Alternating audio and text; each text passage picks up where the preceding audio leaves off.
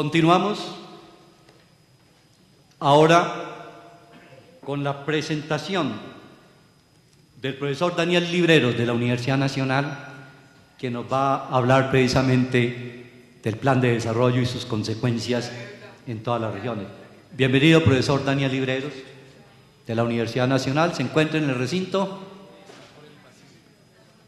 Un aplauso, recibámoslo al profesor Daniel Libreros.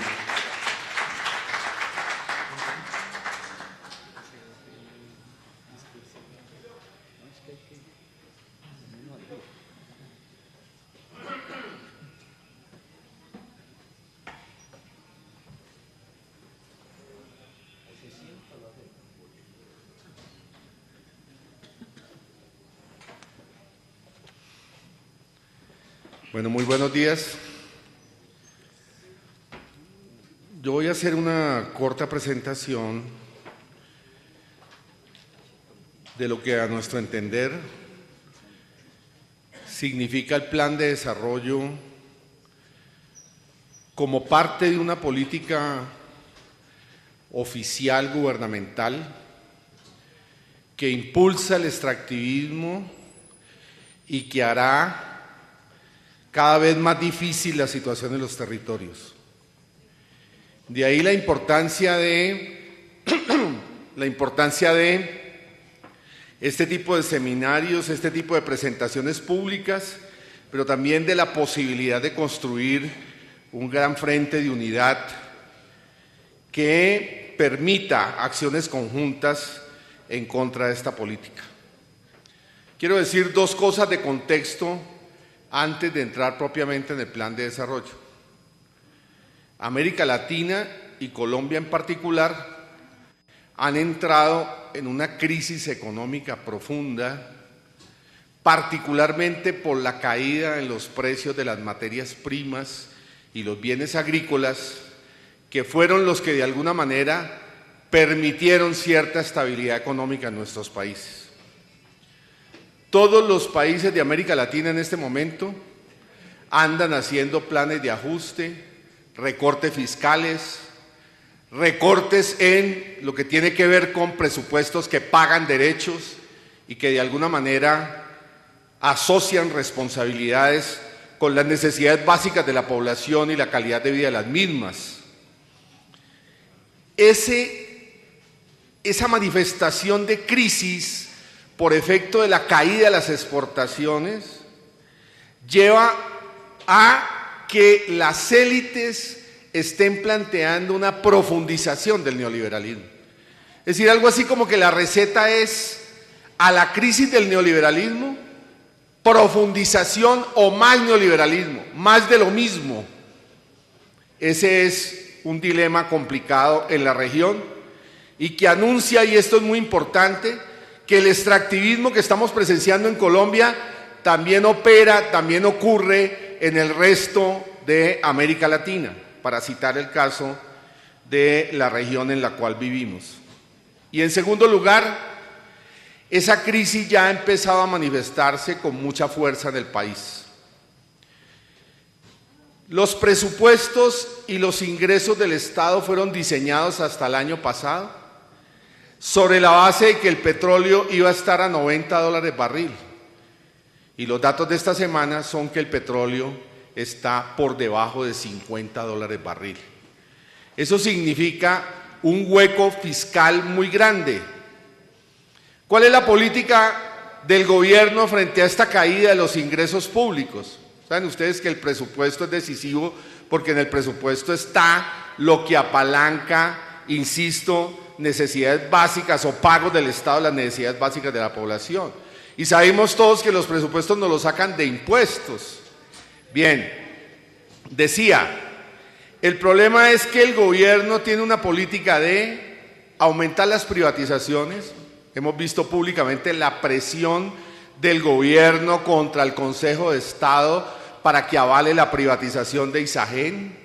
Hemos visto públicamente cómo empieza a darse un catálogo de más privatizaciones, pero además hemos presenciado cómo ante la caída del presupuesto se fortalece lo que se llama alianzas público-privadas que permiten que lo que debiera ser un espacio de inversión del Estado lo cope el capital privado con una lógica de mercado que lleva a más costos en los servicios públicos y que lleva a, de alguna manera, revertir derechos de la sociedad.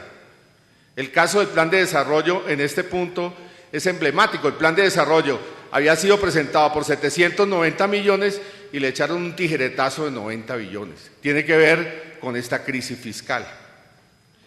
Asociado con ello, ayer nos informó el gobierno que le entregaron el informe de la famosa Comisión Técnica Fiscal. Por lo que hemos sabido en los medios de comunicación, esa comisión está proponiendo aumento de los IVAs. Sabemos lo que significa el aumento de los IVAs. Para cualquier producto que consumamos, desde tomates, verduras, alimentos, canasta familiar básica, el incremento de los precios será por la vía de los IVAs. El gobierno hizo una reforma tributaria en diciembre del año pasado donde mantuvo el impuesto al patrimonio del 4 por mil. Y desde enero nos informó que no volvía a tocar impuestos a los dueños del capital, a los dueños de las empresas, a los dueños de la tierra, es decir, a las élites que ostentan el poder económico en el país. Que había un cierre de la tributación sobre esa franja de élite de la población bajo el argumento de que subir la tributación significaría una reducción de la inversión y por consiguiente una caída de la economía. Luego lo que significa es que van a subir los IVAs. Están hablando de subirlos del 16 al 18% mínimo, 19% es otra propuesta, es decir, eso es un costo muy fuerte sobre el conjunto de la población. Tercera estrategia del gobierno, aumentar el endeudamiento público. Quiero decirle lo siguiente, el gobierno en este periodo está aumentando la deuda de manera considerable, pero hay otro efecto. Se ha producido devaluación en el país. Imagínense que el gobierno estaba endeudado a 1.800 pesos dólar y ahora tiene que pagar a 2.800 dólares. ¿Se imaginan ustedes lo que eso significa en el incremento de la deuda gubernamental?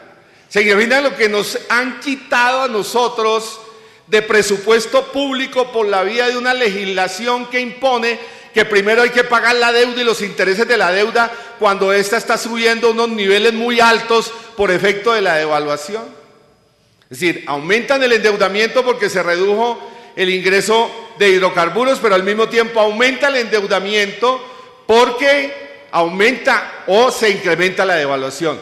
Es decir, estamos en un mundo donde va a crecer cada vez más la deuda y nos van a seguir diciendo que como tenemos que pagar más y más deuda en un ciclo infernal de crecimiento, en una escala infernal de crecimiento, pues poco a poco nos van reduciendo más derechos y nos van recortando presupuestos que tienen que ver con salud, educación y necesidades básicas. Y el último punto en esta estrategia gubernamental, dada la crisis económica y la profundización del modelo neoliberal, es el fortalecimiento del extractivismo, que es lo que nos interesa presentar en este foro. El gobierno ha definido esta política, está en el plan de desarrollo. Y quiero insistir en un elemento, el plan de desarrollo de la política gubernamental a 4 años, es decir, ya está decidida, ya está legislada. Y el plan de desarrollo marca los planes de desarrollo departamentales y municipales. Es decir, lo que se definió en lo macro nacional también va a operar en los departamentos y en los municipios. ¿Ya? Bien, es un sistema de planes. ¿Qué dicen en materia de extractivismo? Hay que profundizar la exploración de hidrocarburos, hay que hacer más represas, lo que se ha denunciado aquí en el plan del Magdalena Medio. Hay que darle mucho más favorabilidades tributarias a la inversión extranjera transnacional, porque como se cayeron los precios, entonces debemos darle más facilidades a las multinacionales para que produzcan más y con volumen de producción compensemos la caída de los precios. establecieron zonas marítimas de explotación petrolera a cero costo tributario. Han autorizado el fracking, que sabemos todo lo que significa el fracking en la destrucción de los territorios y sobre todo en las aguas de superficie. Han autorizado por vía de licencias ambientales, es decir, es increíble que el propio plan de desarrollo dice, en la parte que tiene que ver con los postulados, lo que se conoce como los puntos de orientación macro del plan, ahí se establece, página 489, porque no me gusta afirmar por fuera de pruebas, se establece que las licencias ambientales que vienen en curso y que cumplan los trámites serán aprobadas en el 100% en el 2018. Es decir, ¿para qué la ANLA? Ya lo demostró en el caso del Quimbo. La ANLA pasó por encima de la Corporación Autónoma Regional, la ANLA pasó por encima de las autoridades políticas locales, la ANLA pasó por encima del Tribunal del Huila. La ANLA es un simple, ¿qué diríamos?, elemento secundario para propiciar una política de licencias ambientales generalizadas a favor de transnacionales en un momento en que se les da todo tipo de gabelas y garantías, intentando localizarlas con más fuerza en el país. Obvio que esto lleva a destrucción de poblaciones y a todo lo que aquí hemos presenciado en las intervenciones anteriores. Bien, ese es el diseño del extractivismo. Más extractivismo, tanto en lo nacional como en lo departamental, como en lo municipal. El plan de desarrollo involucra una cosa, o define una cosa que llama PINES. PINES son proyectos de inversión nacional estratégicos. Varios PINES, voy a citar solo los del extractivismo y los que tienen que ver con el extractivismo. Áreas estratégicas mineras, las famosas concesiones de baldíos, las voy a presentar en su orden, que asocian con capital extranjero en inversión de agroindustria y al mismo tiempo asociados a lo que se conoce como los CIDRES, que son las zonas estas de atracción de capital transnacional y de grandes megaproyectos agrícolas. Y el favorecimiento del llamado capitalismo verde o mercados verdes, lo ambiental presentado como parte de una mercantilización de la naturaleza. Tiene otros temas, pero por tiempo me voy a centrar en estos tres PINES. ¿Cuál es el primer criterio de los PINES? Esto tiene que ver con la globalización, con el nuevo concepto del derecho. Resulta que ahora la inversión transnacional es interés público.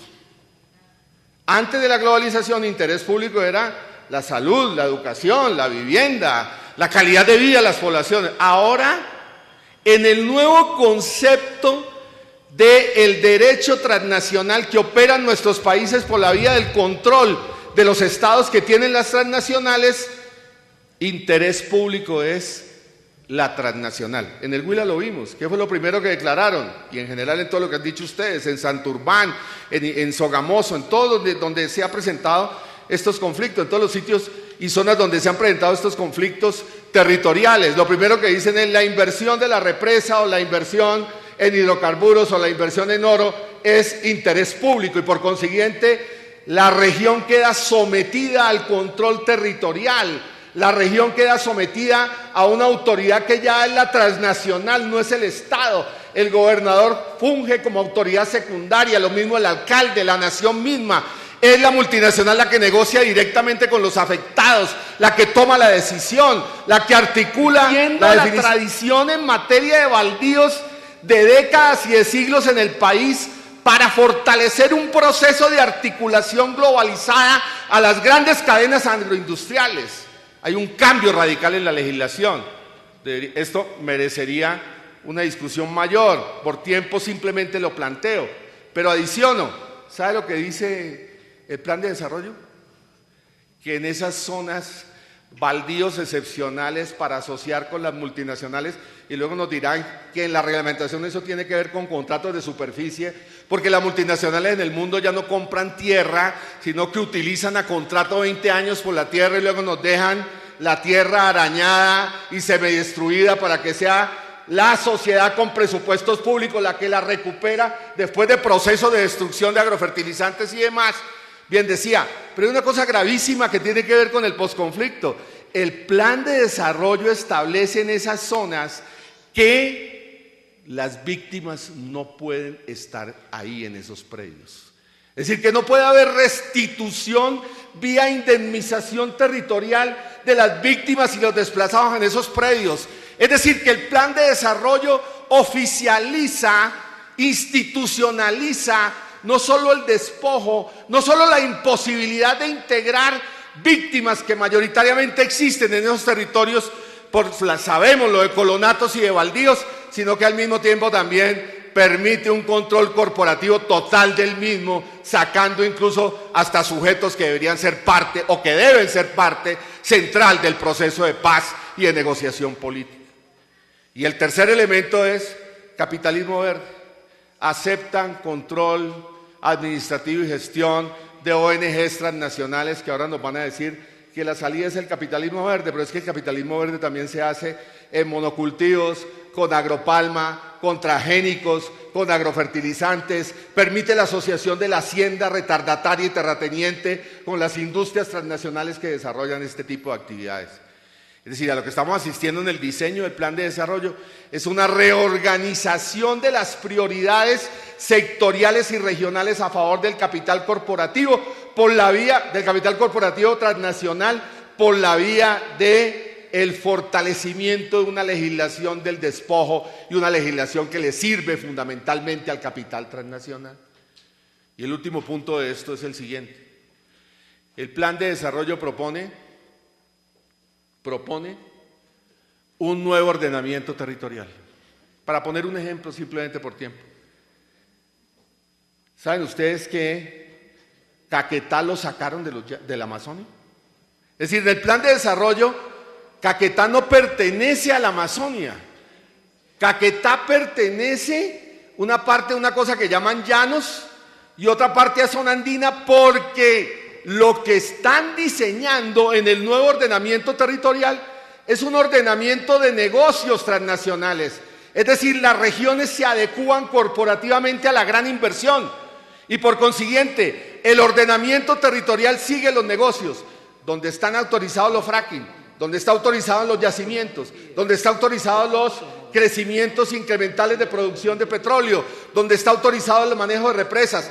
Ese es el ordenamiento, no el ordenamiento natural. Hay una geografía natural que está siendo transgredida por la geografía de negocios. El plan de desarrollo está institucionalizando el control corporativo por la vía de una readecuación territorial, de una nueva geografía a favor del capital transnacional.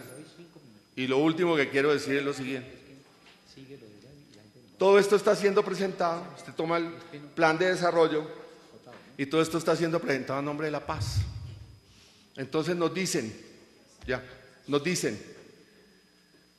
acepten el fracking, acepten el nuevo ordenamiento territorial, acepten las zonas marítimas, porque necesitamos recursos para la paz. Por consiguiente, ¿qué importa que destruyamos territorios si de ahí van a salir los conflictos para la paz? Leí por casualidad un periódico internacional que hizo alusión a gira del ministro de Minas por Europa y de algunos voceros gubernamentales, y les decían allá lo mismo. La plata del posconflicto va a salir del fracking y va a salir del extractivismo. ¿Aceptamos ese modelo? Es decir, nosotros, planteo a este auditorio, podemos aceptar que a nombre de la paz aceptemos la profundización de un modelo económico que, como hemos visto aquí, destruye poblaciones, destruye territorios y desplaza poblaciones. He ahí un gran dilema.